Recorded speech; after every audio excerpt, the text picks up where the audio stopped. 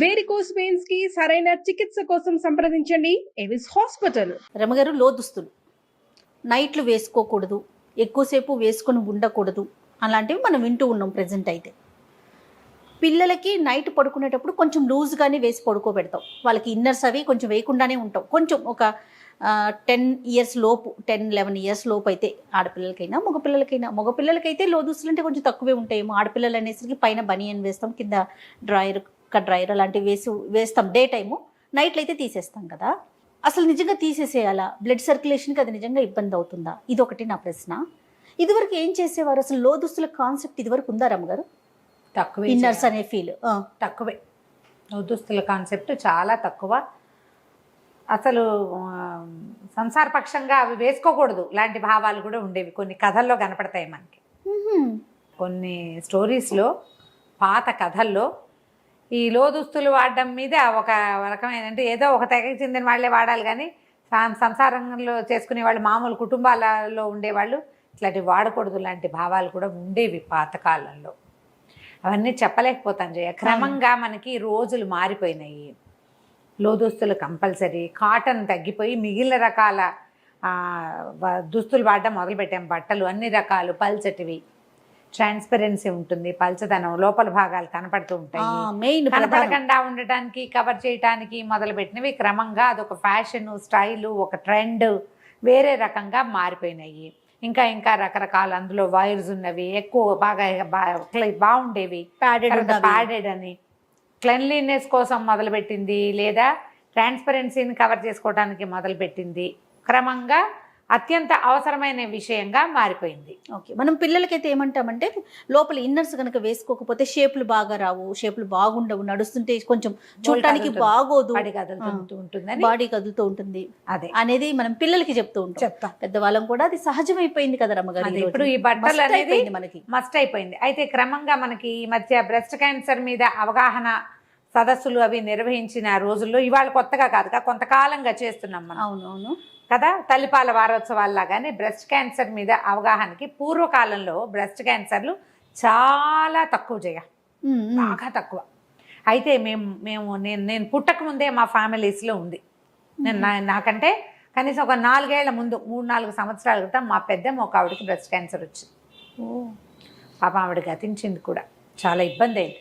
వీళ్ళు అది ఇదని ఫలానా అని కూడా తెలుసుకోవాలి. పిల్లవాడి తల తగిలింది పాలు తాగేటప్పుడు, అదేదో గడ్డగా అయ్యిందని భావించారు. క్రమంగా అది విపరీతమైపోయింది. వాళ్ళు 2 సిస్టర్స్, మా పెద్దమ్మలు. చిన్న ఆవిడ గతించారు. చాలా హెల్దీ, చాలా బాగుండేవారు. పెద్ద జుట్టు, చాలా బాగుండేవారు, చక్కగా ఉండేవారు మనిషి. 5-6 పిల్లల తర్వాత మామూలుగా ఏమనుకుంటామంటే, మనం పాలిచ్చిన తల్లులకి క్యాన్సర్ ముప్పు తక్కువగా ఉంటుందన్న ఒక ఐడియా కూడా ఉంటుంది. తల్లి పాలిచ్చిన తల్లులకి క్యాన్సర్ ముప్పు తక్కువగా ఉంటుందని ఇదివరకటి వినేవాళ్ళం. అవును చెప్పేవాళ్ళు. అందుకని పిల్లలకి పాలు ఇవ్వడం మస్ట్. 1-2 ఏళ్ళు పాలిచ్చిన తర్వాత ఇంకొక సంతానం కలిగితే మళ్ళీ చివరి దాకా, ఆఖరి పిల్లలు 3-4 ఏళ్ల దాకా ఫీడింగ్లో ఉండేవాళ్ళు. అదొక పందా ఉండేది. వాళ్ళకి ఇది రాదని ఒక భావన ఉండేది. కానీ మా పెద్దమ్మ విషయంలో ఆవిడకి 6 సంతానం తర్వాత కనపడింది. 6వ అబ్బాయి అప్పుడు. ఆవిడ పోయాక మా ఇంకో పెద్దమ్మ, ఆవిడ మాత్రం ఆ రోజుల్లో రేడియేషన్ కరెంట్ పెట్టడం అనేవాళ్ళు చేయదు. దాని పేరు అదే. చాలా ఏళ్ళ దాకా మేము తర్వాత తెలుసుకున్నాం అది రేడియేషన్ ఇచ్చి ఉంటారు అని. కరెంట్ పెట్టించుకున్నారు ఆవిడ, ట్రీట్ చేయించారు ఆవిడకి. ఆవిడ చాలా సంవత్సరాలు, మా ఇంకో పెద్దమ్మ, రావంజ పెద్దమ్మ అంటే, ఆవిడ చాలా సంవత్సరాలు చక్కగా హెల్దీగా జీవించారు. ఆవిడకి ఏం ప్రాబ్లం రాలేదు. ఈ 2 కేసులు తప్ప ఇంకా అసలు మేము ఎవరిని వినలేదు. ఇటీవల కాలంలో మన సర్కిల్స్లో, క్లోజ్ విసినిటీ, మన పక్కిళ్లలో ఒక సహజమైన విషయంగా బ్రెస్ట్ క్యాన్సర్ కనపడుతోంది. దీనికి కారణము మాకు తెలిసిన ఒక డాక్టర్ మేడం ఎప్పుడో కబుర్లు చెప్పుకున్నప్పుడు ఆవిడ ఏం చెప్పారంటే, అసలు పిల్లలే లేరు ఇప్పుడు, ఫీడింగు లేదు. తర్వాత విపరీతంగా మనం టైట్గా ఉండే బట్టలు వేసుకోవటం, మన బ్లౌజులు, ఆడవాళ్ళ దుస్తులు కారణం అవుతున్నాయి ఒకటి. తర్వాత ఇంకా మనకి కార్సినోజెనిక్ ఐటమ్స్ మనకి చాలా ఉన్నాయి. అన్నీ ప్రతి వస్తువు క్యాన్సర్ కారకంగానే ఉంటుంది. చెప్పలేకపోతున్నాం మనం. అవును ఫలానా ఇదే కారణము అని వాళ్ళు కూడా చెప్పలేరు. ఇవి కారణాలుగా ఉన్నాయి అని మనం చాలా రకాల సదస్సుల్లో, పేపర్స్లో న్యూస్ల్లో చూస్తూ ఉంటాం. డాక్టర్స్ ఏదైనా ఒక సందర్భంలో ఒక డాక్టర్ మేడం ఎవరైనా మాట్లాడినప్పుడు మనం వింటుంటే ఇవి క్యాన్సర్ కారణం కావచ్చు అని. ఆ కావచ్చులో ఇన్నర్స్ కూడా ఉన్నాయి.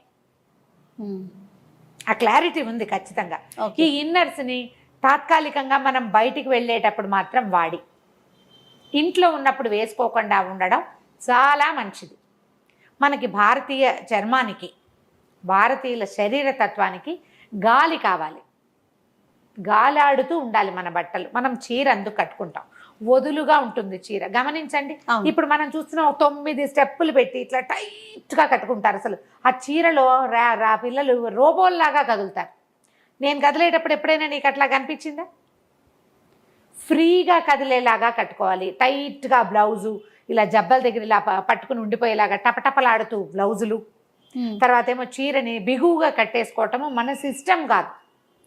మనకి ఏదైనా ఒక పని మనం చేస్తున్నాము, పురాతన కాలం నుంచి చేస్తున్నాము అంటే మీరు దయచేసి గమనించండి. పాత వాటిని నేను సమర్థించడము, కొత్త వాటిని తెగనాడటము నా ఉద్దేశం కాదు. క్లియర్గా చెప్తున్నాను ఈ మాట. పాత పద్ధతులన్నీ కూడా మనకి శరీరానికి సౌఖ్యము, ఆరోగ్యాన్ని చేకూర్చే వ్యవహారాలుగానే ఉన్నాయి. మగవాళ్ళు ఎప్పుడూ ధవతలు, లుంగీలు, పంచలే ధరించేవాళ్ళు. మన పెద్దవాళ్ళు మన వాతావరణ పరిస్థితులకి, మన ఆరోగ్యానికి, మన శరీర ధర్మానికి తగిన విధంగానే అన్ని రూపొందించారు. అంతే కదా రమ్మగారు? కదా, అవును కదా. ఇప్పుడు అందులో మగవారికి ఏంటి, వాళ్ళకి శరీరం వేడెక్కిపోకూడదు. అందుకని ప్యాంట్లు మనవి కాదు, లుంగీలు పంచలు కట్టుకునేవారు. గాలి తగులుతూ ఉండాలి, చల్లగా ఉండాలి బాడీ. తర్వాత చొక్కాలు, ఇళ్లలో ఉన్నప్పుడు బట్టలు చొక్కాలు వేసుకోకపోవటమే. మీరు పాతకాలం పెద్దవాళ్ళని చూస్తే ఇంట్లో ఉంటే బన్నీలు టీషర్ట్లు వేసుకోరు. అవును, బయటకు వెళ్ళి ఎవరైనా వచ్చినప్పుడు వేసుకుంటారు. చాలా మంది ఊళ్ళల్లో పెద్దవాళ్ళు భుజం మీద ఒక కండువా వేసుకుని తిరుగుతూ ఉంటారు. చొక్కా కూడా ఉండదు. అది కరెక్ట్. ఇప్పుడు ఎవరు చేస్తారు ఆ పని? ఎవరన్నా పై చొక్కా లేకుండా కనపడితే వాళ్ళు సభ్యత లేని వాళ్ళుగా తోస్తారు. మనకి సభ్యత లేదు వాళ్ళకి. ఇప్పుడు ఆడవాళ్ళ దుస్తులు ఏమైనా ఇది వరకు చీరలు కట్టిన చిన్నపిల్లలకి ఓ పరికిని, ఓ జాకెట్టు వేసేవాళ్ళు. ఇన్నర్సు అంత మస్ట్ కాదు, చిన్నపిల్లలకి అంత మస్ట్ కాదు. ఏదో చిన్న లాగు, గాలాడే కాళ్ళ లాగులే. ఈ కట్టుండే ఏమంటారు ప్యాంటీస్ అప్పుడు ఉండేవి కాదు. అంత క్లోజ్గా ఉండకూడదు. ఈ క్లోజ్గా ఉండవలసిన సమయాలు కేవలం పీరియడ్స్లోనూ అప్పుడు మాత్రమే. అదర్వైజ్ కొంచెం లూజ్గా ఉన్నవే ఉండేవే వాడుకోవాలి. ఇది వరకు పద్ధతి అది. అది ఎందుకు చెప్పేవాళ్ళు అంటే, ఎందుకు అప్పుడు ఇవి లేవు కదా, ఈ పరిస్థితులు లేవు. ఇప్పుడు మనకి పరిస్థితులన్నీ కార్సినోజెనిక్ పరిస్థితులు ఉన్నాయి. దాంతోపాటు మన దుస్తులు కూడా అలాంటివే. కాదు రమ్మగారు, ఇది వరకు కొంచెం కాటన్ వేసుకునేవారు, పై వస్త్రం మందంగా ఉండేది, లోపల ఉన్న పార్ట్స్ కనిపించేవి కాదు. ఇప్పుడు పరిస్థితి అట్లా లేదు కదా, ప్రతిదీ పల్చగా కనిపిస్తుంది. దానివల్ల ఏమవుతుంది, లోపల ఉన్న ఇన్నర్ పార్ట్స్ ఎక్కడ కనిపిస్తాయోనని లో దుస్తులు ఇన్నర్ వేసి మనం వేసుకోవాల్సి వస్తుంది. ప్యాంటీస్ కావచ్చు, పైన అప్పరగా కావచ్చు, పెట్టికోట్స్ కావచ్చు, ఏదైనా కానీ. ఏదైనా మనం రాత్రిళ్ళు కనీసం, పగళ్ళు ఇళ్లలో ఉన్నప్పుడు, మనం ఇంట్లో ఉన్నాము, తేలిగ్గా ఒక కాటన్ బ్లౌజు, సింపుల్ కాటన్ చీర కట్టుకోవచ్చు కదా. పిల్లలో లంగా, ఒక జాకెట్ వేసుకోవచ్చు కదా. ఆ లోపల వేసుకునేవి కూడా కాటన్. ఎందుకు మనం ట్రై చేయకూడదు? కొంత బెటర్ అంటారా? కొంత బెటర్, కాటన్ కొంత బెటర్. ఇప్పుడు 2 పొరలుగా ఉంటుంది. లోపల ఒక ఏమంటారు దాన్ని, మన పెట్టికోట్ లాంటిది వేసుకుంటారు. డ్రెస్సుల్లో కూడా వేసుకోవచ్చే హాయిగా. పైన ఉన్న డ్రెస్ ఎలాగో ఉండనే ఉంటుంది. డ్రెస్ వేసుకుంటారు, ఇప్పుడు చొక్కాలు వేసుకుంటున్నారు, టీ షర్ట్స్ వేసుకుంటున్నారు, ఏవో ఒకటి. వాళ్ళు ఏవి వేసుకుంటే చీరలే కట్టుకోండి అంటే ఎవరు కట్టుకుంటారమ్మా చెప్పు? అది కష్టమే కదా, అది చేయలేరు, చెయ్యలేం. కానీ మనం చేయగలిగే కొన్నిటిని మనం మార్చుకుంటే కొంచెం దీనివల్ల పూర్తిగా ఇది రాదు అని చెప్పలేరు, వాళ్ళు కూడా చెప్పలేరు, డాక్టర్లు కూడా. కానీ ఇది ఒక అవకాశం. నైట్ మాత్రం మాక్సిమం లూజ్గా వదులుగా ఉండేవే కానీ, గాలి ఆడేవి వేసుకోవాలి. కానీ ఇన్నర్స్ టైట్గా ఉండేవి, లోపల భాగాల్ని బిగువుగా పట్టి ఉంచేవి, కదలికలకి వీలు లేకుండా ఎలాస్టిక్ ఒరుసుకుపోయేలాగా ఇలా వేసుకోవద్దు. ఇట్లా వేసుకోకూడదు. పిల్లలకి వేయబోకండి. చిన్నపిల్లల్లో కూడా ఇవాళ రేపు చాలా రకాల సమస్యలు కనపడుతున్నాయి. ఈ స్కిన్ ర్యాషెస్ వస్తాయి, ఎలాస్టిక్స్ సూట్ కావు, కొంతమందికి దాన్ని ఏమంటారు ఆ హౌజరీ మెటీరియల్ కూడా సూట్ కాదు. ఇప్పుడు కొత్త రకాలు వచ్చినాయి, ఇందులో కూడా ఎలాస్టిక్ లేని రకాలు. అవునవును, ప్యూర్ కాటన్లోనే కొంచెం హౌజరీ టైప్లో చేస్తున్నారు. అవి ప్రిఫర్ చేయండి. 1కి 2 వేసుకుంటే అంత కదలిక కనపడకుండా ఉంటుంది. ఎలా ఉందో దాని పదార్థం తాలూకు వైశాల్యము అది కనిపించకుండా ఉంటుంది. సరిపోతుంది, అలా చేయొచ్చు. ఈవెన్ పెద్దవాళ్ళు కూడా అది ప్రిఫర్ చేయొచ్చు. ఇది వరకు ఏం చేసేవాళ్ళు, ఏదో కాటన్ చెప్పుకుని రవికలు వేసుకునేవాళ్ళు. రవిక అంటే ఐడియా ఉందా మీకు? ముడి వేసుకునేవాళ్ళు. బ్లౌజులకి హుక్స్ ఉండేవి కాదు, క్రాస్ బెల్ట్ ఉండేది కాదు బ్లౌజ్కి. ఫ్రంటా బ్యాక్ ఫ్రంటే. బ్యాక్ ముడేమో శకుంతల నాటి కాలం నాటివి. ఓకే. సనవల్కలం అనేవాళ్ళు దాన్ని. వెనకాల ఇంకొకళ్ళు ముడేయాలి, రెండో వాళ్ళు సహాయం చేసేవి. పాతకాలం ఎప్పటిదో పూర్వకాలపు గాథల్లో తనవలకలము ఒక వస్త్రాన్ని ఫ్రంట్ నుంచి బ్యాక్కి తీసుకెళ్ళి వెనకాల వీటి మీద ముడేయటం ట్రై చేసేవాళ్ళు. అది పాతది. క్రమంగా మనకి ముందుకు వేసుకోవటము, ఎవరి వస్త్రాన్ని చేతులు ఇవన్నీ బాడీ అంతా ఉంటుంది కానీ జస్ట్ మామూలు వేసుకోవటము, టై చేయటమే. దానికి హుక్స్ ఉండవు. అది కొంత బెటర్ అంటారా? ఇది కొంచెం బెటర్. పడుకునేటప్పుడు మూడు వదులు చేసుకుంటే కాస్త గాలాడుతుంటుంది, ఒంటి మీద బట్టలు ఉంటాయి, గాలాడుతుంది. పాత పద్ధతి, పాతకాలపు సినిమాల్లో కూడా ఇవి కనిపిస్తాయి. క్రమంగా మనం ఏంటంటే ప్యాడెడ్ చేయటము, వాటికి ప్యాడ్స్ వేయటము, వాటికి క్రాస్ బెల్ట్ వేయటము, దాన్ని టైట్గా చేయటము, బాగా నీట్గా కనపడేలాగా చేయటం, ఇవన్నీ మంచివే. కాలక్రమాన మనం 100 నేర్చుకుంటాం. నేర్చుకున్న ప్రతిదీ మన తాలూకు ప్రజెంటేషన్ బాగుండేలాగానే ఉంటాయి. ఇది మనకి హెల్త్ పరంగా ఏమైనా ఇబ్బంది పెడుతుందా అనేది ఒక క్వశ్చన్ ఎవరికి వాళ్ళు వేసుకోండి. కొంత వయసు వచ్చాక 40s దాటాక తప్పకుండా మమోగ్రామ్ తీయించుకోవాలని చెప్తున్నారు. మమోగ్రామ్ తీస్తే ఏమైనా బ్రెస్ట్లో టిష్యూస్ వాచనే మనం సొంతంగా చెక్ చేసుకునేది కూడా ఇవి కనిపిస్తున్నాయి. ఎట్లా బ్రెస్ట్ చెక్ చేసుకోవాలి, శరీరంలో వస్తున్న మార్పులు, ఎక్కడైనా మచ్చలు, పెద్ద పెద్ద కాయలు లాంటివి వస్తున్నాయా, అలాంటివి మనం అబ్జర్వ్ చేయాలి. మనని మనం చూసుకోవాలి. ఈ బట్టల వల్ల ఏదైనా ఇబ్బంది వస్తుందా, టైట్గా కట్టుకోవడం వల్ల ఏమైనా చర్మానికి ర్యాషెస్ లాంటివి వస్తున్నాయా, దురద పుడుతుందా, పిల్లల్ని కూడా అబ్జర్వ్ చేయండి. ఎందుకంటే ఈ రోజున మనం ఏం చెప్పలేకపోతున్నాం. అవునండి, ఈ రోజు హెల్తీగా కనిపిస్తున్నారు, రేపటికి చూస్తే ఏదో చెప్పేస్తున్నారు. ఎంత భయం అనిపించేస్తుంది రమ్మగారు. అవును, పైగా మన కుటుంబాల్లో ఎక్కడైనా క్యాన్సర్ ఇవి ఉంటే కనుక ముందు తరాల్లో తాతలో, నాయనమ్మలో, అమ్మమ్మలో ఎవరైనా ఉంటే తప్పకుండా 40 దాటాక బ్రెస్ట్ చెక్ చేయించుకోవాలి ఎప్పటికప్పుడు. లేకపోతే అది చాలా సులువుగా వచ్చేస్తుంది. ఆ క్యాన్సర్ ట్రేసెస్ ఉంటే అవి తీసేయటము ఏదో చేస్తారు. దాన్ని అంతదాకా వెళ్ళే బదులు మనం రోజువారీ జీవిత విధానంలో కొన్ని మార్పులు చేసుకోవచ్చు కదా.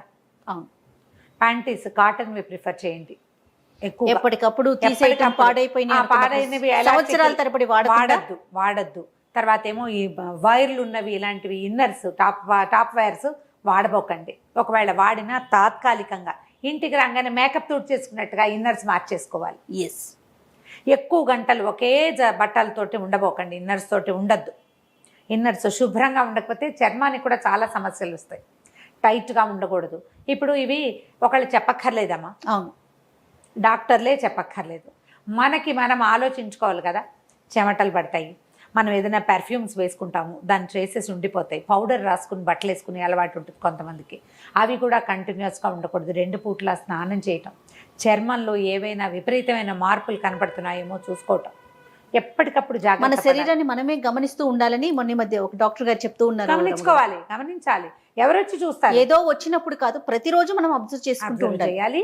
ఈ బట్టల వల్ల ఏమోనని ఆలోచించండి. ఇన్నర్స్ మాత్రం జాగ్రత్తగా సెలెక్ట్ చేసుకోండి. అక్కడి నుంచి ఆడ్ షేప్స్, మన శరీరం ఎలా ఉందో అలా కాకుండా వేరే రకం షేపుల్లోకి వెళ్ళకూడదు. సైజులు కరెక్ట్గా తీసుకోవాలి. చిన్న సైజు తీసుకుని ఇరికించి వేసుకోకూడదు. అవన్నీ కూడా మీకు బ్రెస్ట్ ఇష్యూని ఇబ్బంది పెట్టచ్చు. అవునవును, అలా చేయకూడదు. కొంచెం జాగ్రత్తగా మంచి చక్కటి కంపెనీని చూసుకోవాలి. ₹1 ఎక్కువైనా మీరు ఎక్కువ పెట్టినా సరే, ఎక్కువ పెట్టామని పగలు రాత్రి వేసుకోకూడదు. ఇంటికి వచ్చి ఇక మనం బయటికి వెళ్ళము అని అనుకుంటే బట్టల్ని ఫ్రీగా చేసేసుకోండి. దానివల్ల మీ శరీరం చర్మానికి గాలి తగులుతుంది. ఏవైనా కొత్త రకపు ఇబ్బందులు రాకుండా ఉంటాయమ్మా.